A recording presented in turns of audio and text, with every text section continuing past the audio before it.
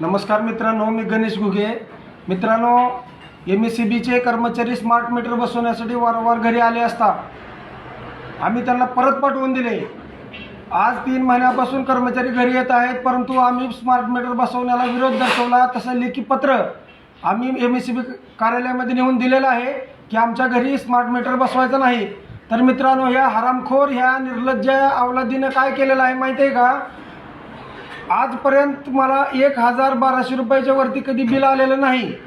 घरामध्ये आजपर्यंत रेकॉर्ड आहे, 1,000-1,500 रुपयाच्या वरती कधी बिल आलेलं नाही. तुमच्यासमोर माझ्या आतापर्यंतच्या 6 महिन्याच्या बिलाच्या कॉप्या मी दाखवत आहे.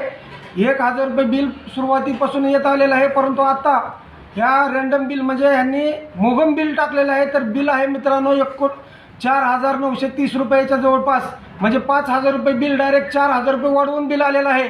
MSEBीच्या कर्मचाऱ्यांनी जे कोण अधिकारी असतील त्या अधिकाऱ्यांनी ज्यांनी कोणी हे मोगम बिल टाकलेलं आहे, तुम्हाला ठणकावून सांगतो, महाराष्ट्रातील जनतेवरती जो तुम्ही अन्याय सर्वसामान्य माणसावरती करत आहात त्याला वाचा फोडल्याशिवाय राहणार नाही.